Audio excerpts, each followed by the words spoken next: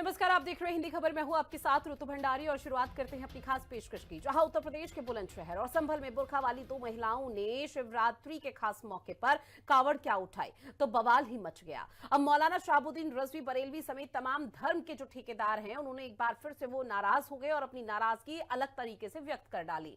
दरअसल बरेलवी ने तो संभल में तमन्ना मलिक के खिलाफ फतवा तक जारी कर दिया और बुलंदशहर से उस्मा खान, जहां संभल में तमन्ना मलिक से माफी मांगने की बात कह डाली, जबकि तमन्ना मलिक का साफ कहना है कि धर्म किसी की जागीर नहीं है, इंसानियत ही सबसे बड़ा धर्म है। वो मंदिर जाती है और बिना डरे उन्होंने भगवान शिव को जलाभिषेक किया है। वो क्या पहने, वो क्या नहीं पहने, ये कोई और नहीं उनको बताएगा। वहीं इस पूरे मामले को लेकर अब सियासत भी जोरों पर देखने को मिल रही है। समाजवादी पार्टी की दोनों लड़कियों का विरोध कर रही है, बीजेपी समर्थन में है। इसलिए हम ये पूछ रहे हैं कि संभल टू बुलंदशहर बुरखे वाली शिव भक्ति तमन्ना को फतवा कट्टरपंथियों को आहत क्यों? और सवाल यह भी उठ जाता है कि क्या कोई भी गैर मजहबी धार्मिक कार्य करना मुस्लिम धर्म के खिलाफ है, शरिया के खिलाफ है? ये कैसा धर्म है जो इंसान को मजहब में बांटने की कोशिश कर रहा है? चर्चा की आज शुरुआत करेंगे। उससे पहले बुलंदशहर से उस्मा खान और संभल से तमन्ना मलिक के जो रिएक्शन सामने आए हैं वो भी आपको सुनवाएंगे, लेकिन उससे पहले दो तस्वीरें आप तक साझा कर रहे हैं। बुलंदशहर से आप देखिए और संभल की दो तस्वीरें हैं जो कि इन दिनों चर्चा का विषय बनी हुई है। बुलंदशहर से उस्मा खान और तमन्ना मलिक संभल से, जो कि बुरखा पहनकर कावड़ लेने के लिए पहुंची, और जब बुरखा पहनकर वो कावड़ लेने के लिए पहुंची तो निश्चित तौर पर तस्वीरें अलग आनी ही थी, लेकिन अब यहां पर तमन्ना मलिक के लिए फतवा जारी कर दिया गया है। तमन्ना मलिक को तो यह भी कह दिया गया कि वो सरेआम अब माफी मांगे और जब माफी मांगेंगी तभी उनको माफ किया जाएगा।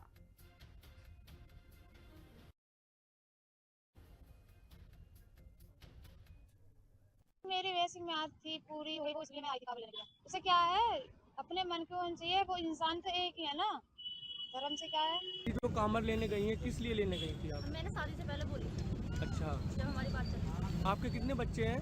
2 बेटे। अब देखिए इस पूरे मामले को लेकर खूब जोरों के साथ रिएक्शन सामने आ रहे हैं, सियासत भी तेज हो रही है, लेकिन मुस्लिम धर्मगुरुओं का क्या कुछ कहना है वो भी आपको सुनवा देते हैं।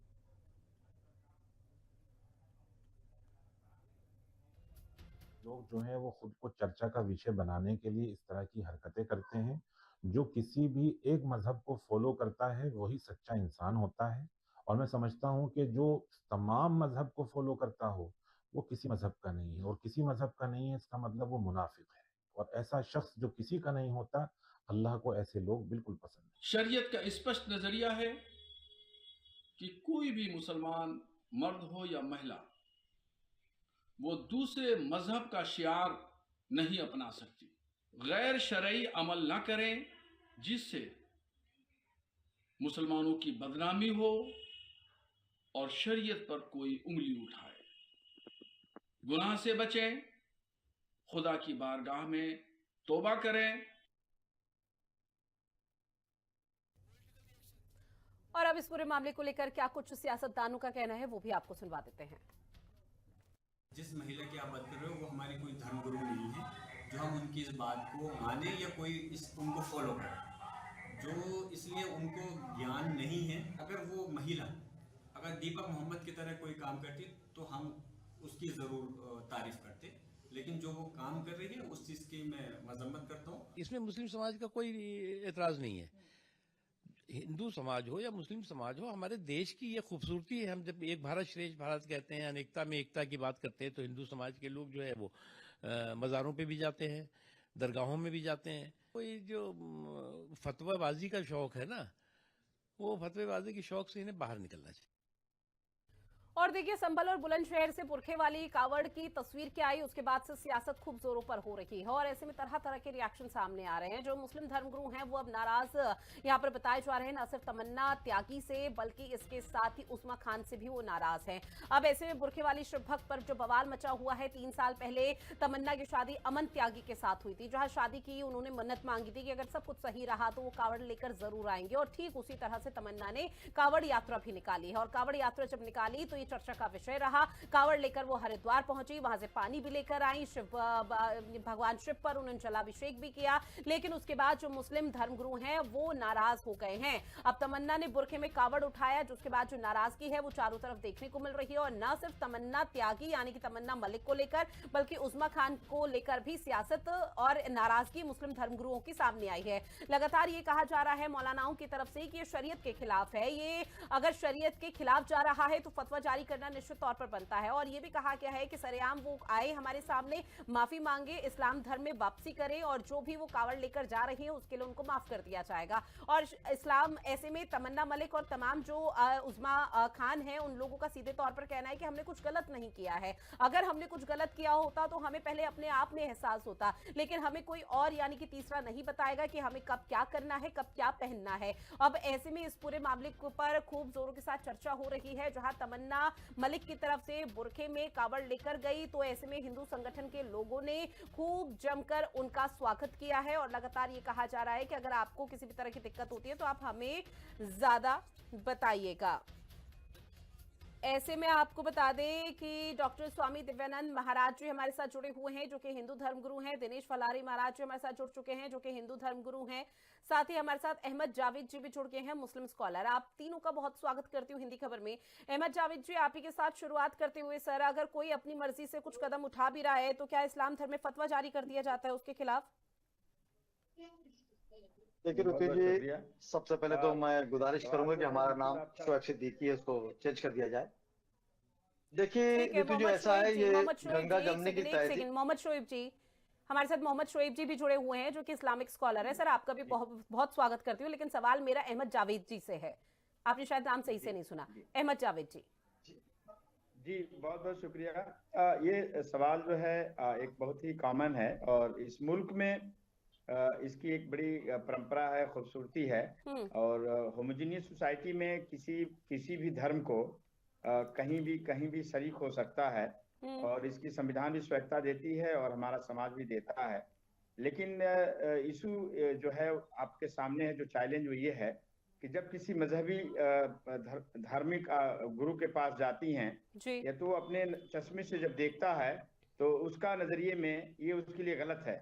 इसी तरह किसी डॉक्टर के पास जाएंगे जो एडवांस टेक्नोलॉजी को इस्तेमाल करता है, जो नई दुनिया के जदीद टेक्नोलॉजी को इस्तेमाल करता है, तो तमाम झाड़ फूक को, तमाम चीज को गलत बताता है।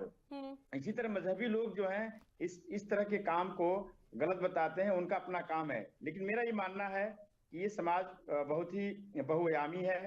वहाँ पे जो जिस मजहब को मानता है पूरी स्वायत्ता है, और वो अगर किसी से राय लेने जाती है महिला या वो खातून जाती है पूछने कि मुझे क्या करना चाहिए, नहीं करना चाहिए, तब ये फतवे की जरूरत पड़ती है, तब ये मौलाना को या तमाम मुफ्ती को इसमें अपनी राय देनी चाहिए। लेकिन किसी भी धर्म में प्रोसेस में विदाउट क्रिएटिंग एनी इशू, यानी किसी तरह का अनरेस्ट न पैदा किया जाए, तो संविधान इजाजत देता है एज ए नागरिक, एज ए सिटीजन किसी भी धर्म के किसी भी प्रक्रिया में शामिल हो सकता है। मैं एक जिम्मेदार नागरिक के तौर पे मैं ये कह सकता हूँ कि उस महिला को अगर किसी से फतवा की जरूरत है तब वो उसके लिए फतवा जारी हो जा सकता है। लेकिन जैसे मुफ्ती साहब या तमाम धार्मिक लोग अपनी बात रखते हैं, वो अपना रख सकते हैं, लेकिन बाध्यता नहीं उस महिला पे है।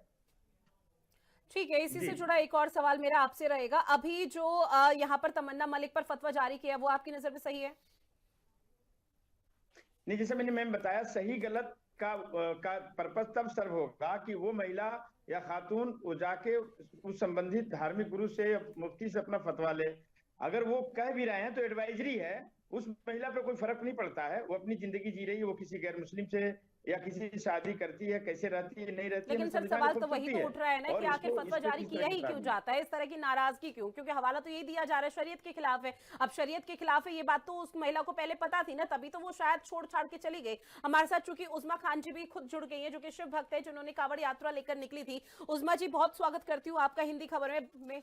लेकिन इस बीच तमाम जो मेहमान हमारे साथ जुड़े हुए हैं, अनवर जिलानी जी आपके पास आती हुई और इसी सवाल के साथ कि अगर कोई आपके धर्म के विपरीत या हमारे धर्म के विपरीत जा रहा है तो क्या उसके लिए फतवा जारी करना अनिवार्य हो जाता है?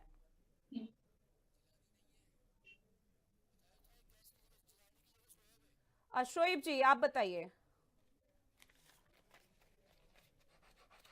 देखिए, ऋतु जी ऐसा है, यहाँ पर जो जिन लोग 2 महिलाओं पर, खातून पर जो फतवा लगाया गया, तमन्ना मलिक और उस्मान खान पर, तो हमारे में एक चीज ये होती है कि हमारे फतवा लगाने के मौलवी अलग होते हैं।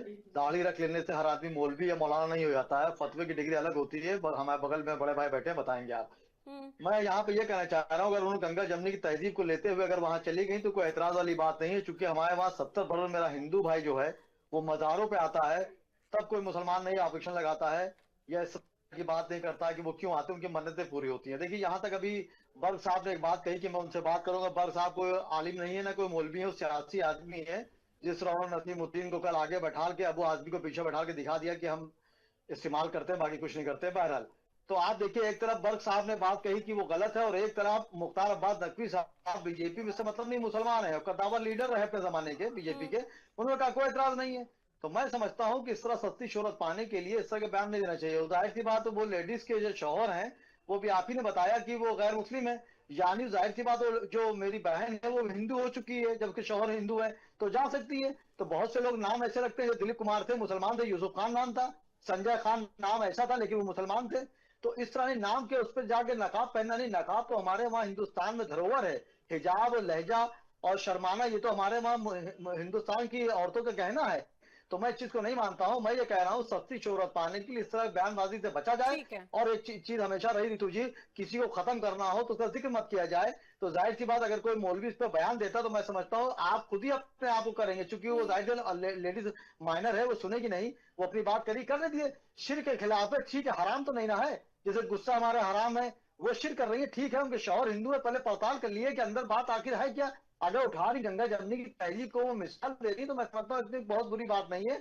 ठीक है, हमारे वहां भी लोग आते, रमजान शरीफ आ रहा है, कितने हिंदू भाई मेरे खजूरे बेचेंगे, मैं लूंगा, तो क्या मैं खजूरे ना ले लूं? रमजान करीब आ रहा है, तरावी परसों शुरू होगी, मेरे हिंदू भाई लोग हमारे साथ लगे हुए हैं कि वकील साहब आप कहाँ तरावी पढ़ेंगे, वहां मैं बैठे कहने लगा दूंगा, जिससे हजारों मुसलमान पढ़े की दिक्कत ना हो। तो ये गंगा जमनी की तहजीब एक मिसाल है, कांवड़ यात्राओं को मैंने कितनी मदद की है। तो मैं समझता हूँ सस्ती शोहरत पाने के लिए इस तरह बयानबाजी करना चाहिए। और फतवा को नाम से फतवा लगाने वाले डिग्री अलग होती है, दायर के वो फतवा तो नहीं दे सकता। तो मेरी गुजारिश है सस्ती शोहरत पाने की इस तरह बयानबाजी ना करें। जा रहा है कि अब तमन्ना मलिक सामने आए, माफी मांगे सार्वजनिक तौर पर, लेकिन तमन्ना मलिक का जो स्टेटमेंट है वो ये कहना है कि भाई माफी तो नहीं मांगेगी, अगर गलती की होती तब वो माफी मांगती भी, लेकिन ये उन्होंने गलती नहीं की है। अब कौन क्या पहन रहा है, क्या कर रहा है, वो बाकी मौलाना नहीं बताएंगे।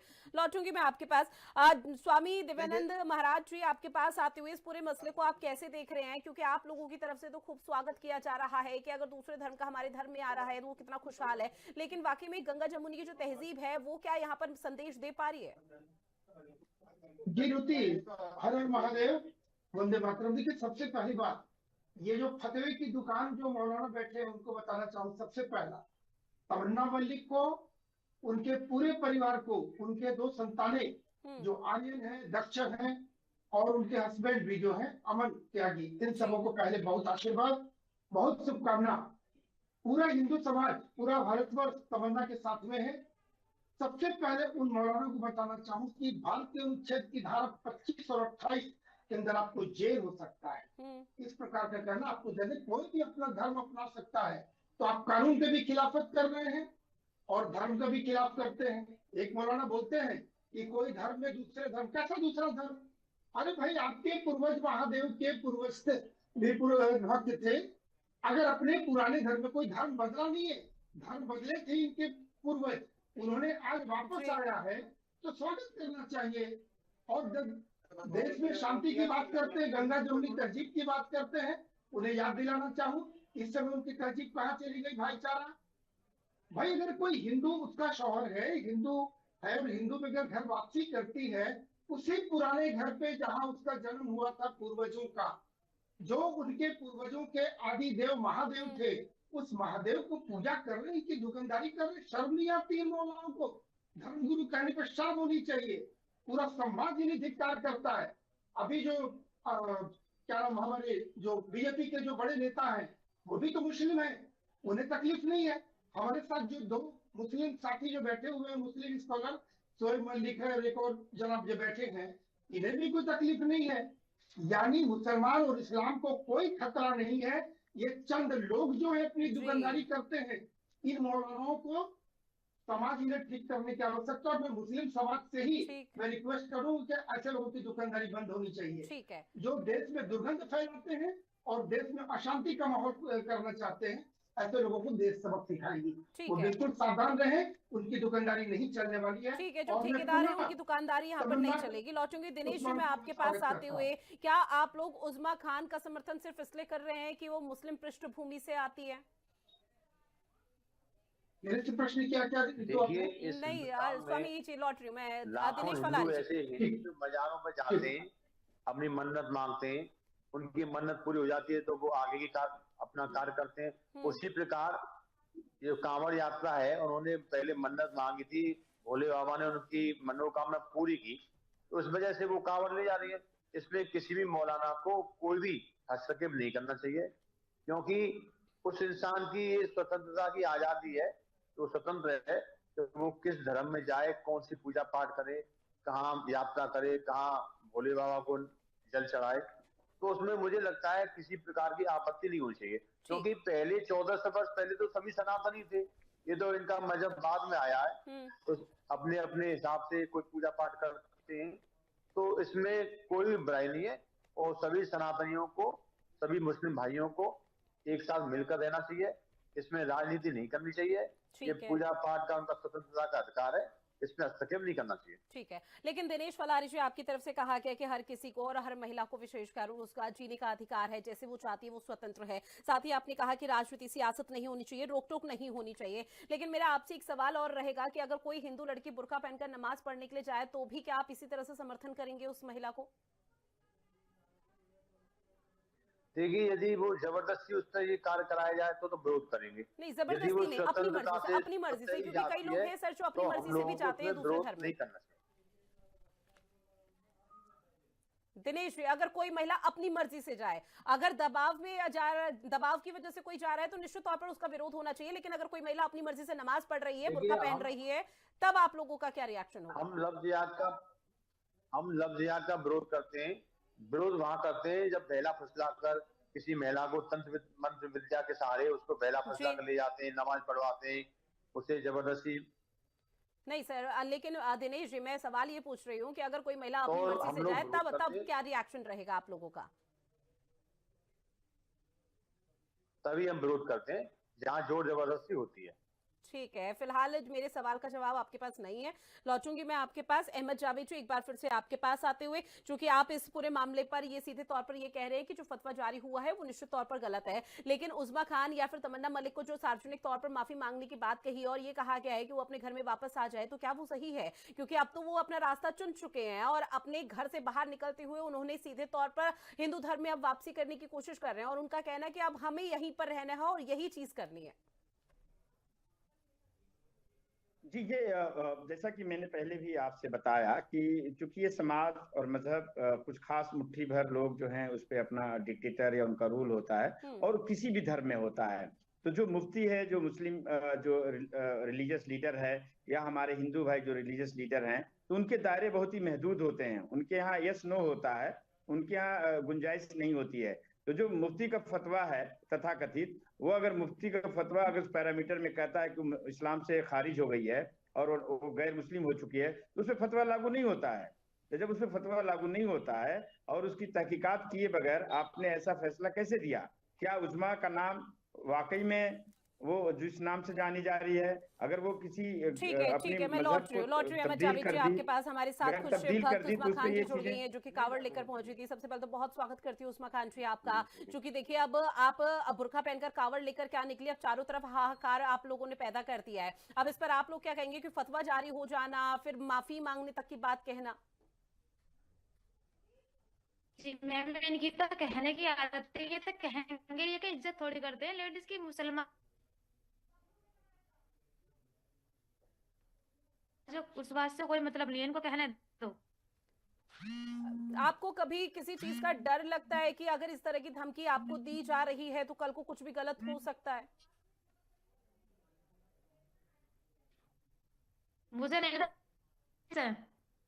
मैं किसी से नहीं डरती हूँ। तो उस्मा खान जी, ये सवाल हर किसी के जहन में है कि क्या आप अभी दो नाव पर सवार हैं, क्योंकि आप इस्लाम धर्म से हैं, ये तो सब मानते हैं, इसमें कोई दो राहें नहीं है, लेकिन फिर कावड़ लेकर निकलना, ये दो नाव पर सवार है या फिर हिंदू धर्म में आपकी वापसी हो चुकी है?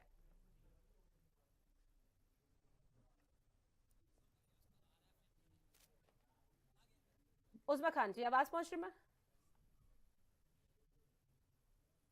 हेलो मैम, आवाज आ रही उस्मा है? जी, अगर आवाज आप तक पहुंच रही है तो मेरा सवाल ये है कि क्या आप दो नाव पर सवार हैं, क्योंकि उस्मा खान इस्लाम धर्म से पैदा या यहाँ पर पृष्ठभूमि है और हिंदू धर्म के यहाँ पर जो मान्यताएं हैं उनको अपना रही हैं।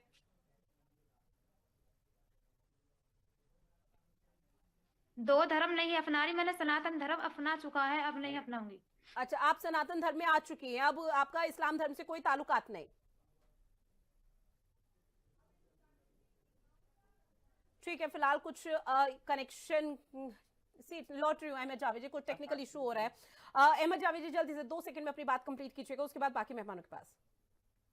जैसा कि मैंने कहा कि अगर उस्मा खान ने अपने नाम से कुछ नहीं होता, जैसे पहले भी पैनलिस्ट ने कहा, हमारे जो धर्मेंद्र जी थे, बहुत मशहूर और मारूफ एक शख्सियत थे, वो दुनिया से चले गए, लेकिन उनका नाम कलीम था अखबार पेपर में, लेकिन वो हिंदू थे, उन्होंने शादी के लिए अपना नाम बदला था। उस्मा खान नाम हो सकता है, लेकिन वो धर्म बदल चुकी है, जैसा वो लड़की कह रही है ऑन द रिकॉर्ड, तो ठीक है, उसमें वो फतवा सीधे नहीं तौर पर लागू कह रही है होता कि है। वो इसलिए सनातन बात धर्म यहाँ पे अपना समाप्त चुकी हो है, जाती हिंदू धर्म अपना चुकी है, और हिंदू धर्म में कोई फतवा जारी नहीं होता। हिंदू धर्म ने पूरी स्वतंत्रता दे रखी है, आपको अगर किसी धर्म में जाना भी तो आप जा सकते हैं, लेकिन हाँ, कोई प्रेशर आपके ऊपर नहीं होना चाहिए, उसका फिर विरोध करेंगे जिस तरह से फलारी जी महाराज जी की तरफ से कहा गया है। ऐसे में स्वामी दिव्यानंद महाराज जी, यही सवाल मैं आपसे भी पूछूंगी कि आप उस्मा खान, तमन्ना मलिक का तो खूब समर्थन कर रहे हैं, लेकिन अगर कोई हिंदू लड़की अपनी मर्जी से, अपनी खुद की मर्जी से नमाज पढ़ती है और इस्लाम धर्म में जाती है, तो क्या आप उतना ही खुलकर समर्थन करेंगे जितना आज इन दोनों महिलाओं का किया जा रहा है? बिल्कुल नीतू, यदि कोई हमारी लड़की अपनी इच्छा से, स्वेच्छा से, सोच समझकर दूसरे धर्म में जाती है तो उसकी स्वतंत्रता है, किंतु उन्हें सिर्फ याद दिलाना चाहूँ कि कल सूटकेस में वापस मत आना जी। और हमारे यहाँ जो बच्चियां आई है, उन्हें तो लक्ष्मी स्वरूपा, हम गृह लक्ष्मी बोलकर स्वागत करते हैं। हमारे यहाँ किसी प्रकार का रिश्त नहीं है। ये दोनों बहनों को, दोनों बेटियों को पता होगा कि मैं बहुत सुरक्षित हूं। चूंकि मेरे पास समय की कमी है, लेकिन अब इस पूरे मामले पर किस तरह की चीजें यहाँ पर देखने को मिल पाएगी, उस पर हर किसी की नजरें टिकी हुई है। बहरहाल, आप सभी मेहमान हमारे साथ जुड़े, इस महत्वपूर्ण विषय पर चर्चा की है, उसके लिए आप सभी का बहुत शुक्रिया। और खास पेशकश में इतना ही। देश और दुनिया की बड़ी खबरों के लिए आप बने रहिएगा हिंदी खबर के साथ। नमस्कार।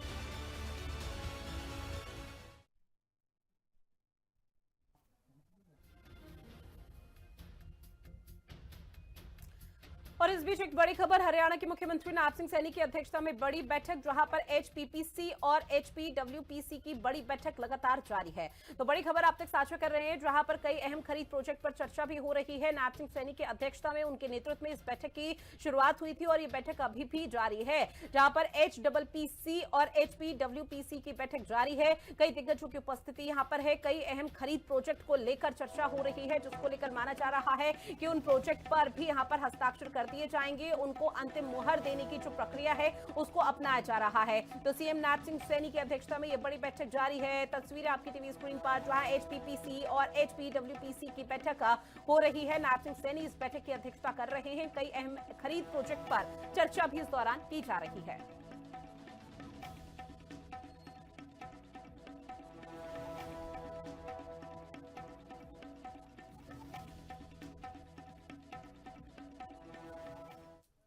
और चलिए बुलेटिन में इतना ही। आप बने रहेगा हिंदी खबर के साथ। नमस्कार।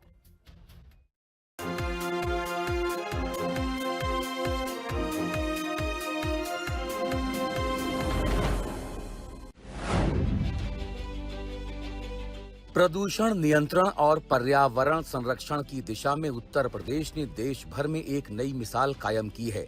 94,094 वाहनों की स्क्रैपिंग के साथ उत्तर प्रदेश पूरे देश में नंबर 1 राज्य बनकर उभरा है। ये आंकड़े भारत सरकार के सड़क परिवहन एवं राजमार्ग मंत्रालय ने जारी किए हैं। यूपी की इस उपलब्धि से वायु प्रदूषण में कमी आ रही है और पर्यावरण का संरक्षण हो रहा है। आज तकनीक काफी विकसित हो चुकी है और उसका बेहतर उपयोग करते हुए एक नियोजित और वैज्ञानिक प्रयास के माध्यम से हम पर्यावरण की रक्षा भी कर सकते हैं, धरती माता के सेहत की रक्षा भी कर सकते हैं और मानवता के उज्जवल भविष्य का मार्ग भी विकास के माध्यम से प्रशस्त कर सकते हैं। उत्तर प्रदेश में वाहनों की स्क्रैपिंग का ये आंकड़ा देश भर में स्क्रैप किए गए वाहनों की संख्या का लगभग 42% है। ये उपलब्धि हासिल करने में उत्तर प्रदेश वाहन स्क्रैप पॉलिसी ने भी महत्वपूर्ण भूमिका निभाई है।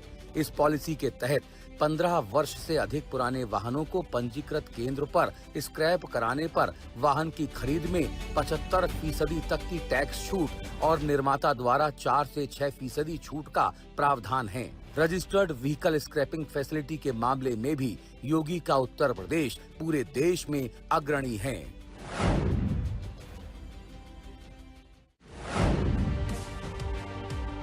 43,000 किलोमीटर ਦੀਆਂ ਸੜਕਾਂ ਜਿਹੜੀਆਂ ਉਹ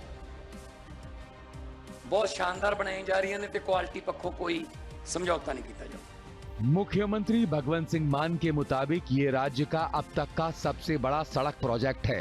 सड़कों के निर्माण में लगभग 16,000 करोड़ रुपए से ज्यादा खर्च किए जा रहे हैं।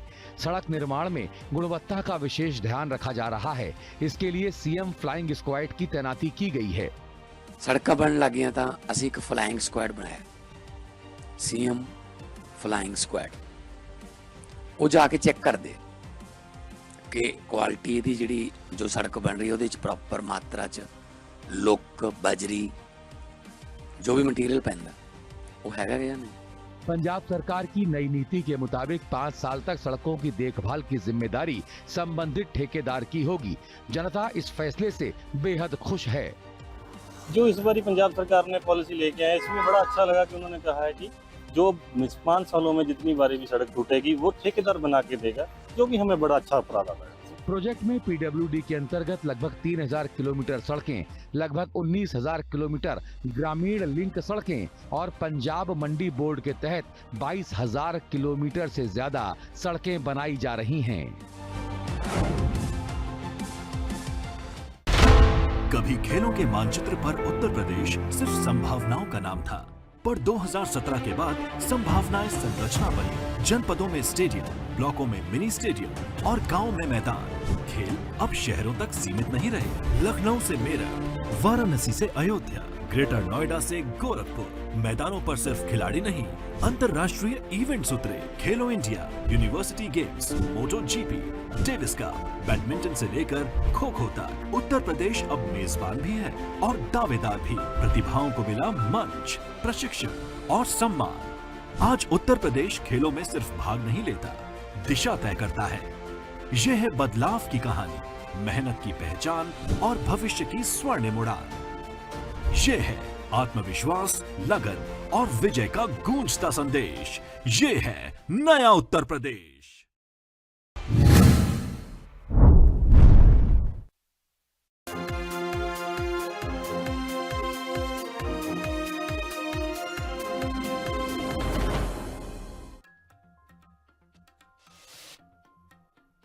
सीएम धामी का हरिद्वार दौरा। आज गाजीवाली में ग्रामीणों की सुनेंगे समस्याएं।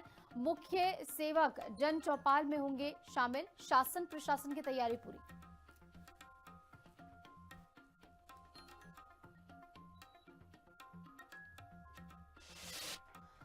उत्तराखंड में महासत्यापन संदिग्धों और घुसपैठियों पर डीजीपी का कड़ा प्रहार। कहा, बिना सत्यापन किराएदार रखने वालों पर होगी कठोर कानूनी कार्रवाई। कांग्रेस का राजभवन कूच। आज पोस्टर हटाए जाने पर भड़के राजेश चमोली। कहा, लोक भवन कूच से घबराई बीजेपी सरकार। कांग्रेस प्रदेश अध्यक्ष गणेश गोदियाल का सियासी बम। बोले, 8 से 10 महीने में बदल जाएगा पूरा मंत्रिमंडल। कहा, बीजेपी डरी हुई है। केदारनाथ धाम के कपाट खुलने की तिथि तय। 22 अप्रैल से सुबह 8 बजे खुलेंगे केदारनाथ के कपाट। महाशिवरात्रि पर ऊखीमठ में तिथि घोषित।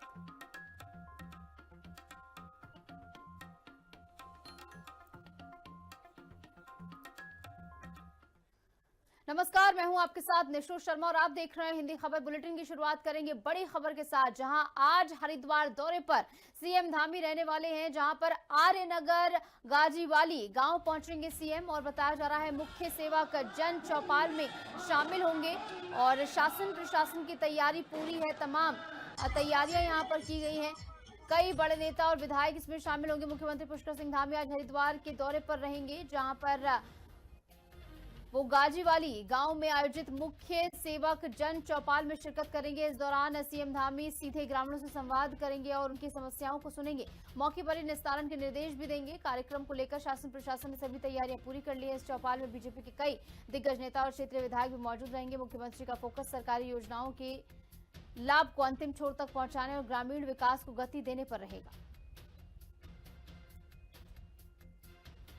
कुल मिलाकर इस कार्यक्रम को लेकर तैयारियां जो है पुरजोर तरीके से जारी हैं, जहां पर आज हरिद्वार दौरे पर सीएम धामी रहने वाले हैं। तमाम प्रोटोकॉल्स भी लागू कर दिए गए हैं। सुरक्षा के मद्देनजर और तमाम पहलुओं पर व्यापक स्तर पर तैयारियां की गई हैं। मुख्य सेवक भी इसमें शामिल होने वाले, शासन प्रशासन की तैयारियां पुख्ता हैं, जैसे कि हमने आपको बताया। इसके अलावा कई बड़े नेता और विधायक इसमें शामिल होने वाले हैं, जहां पर आज हरिद्वार दौरे पर सीएम धामी रहेंगे और उनका हरिद्वार दौरा काफी खास माना जा रहा है।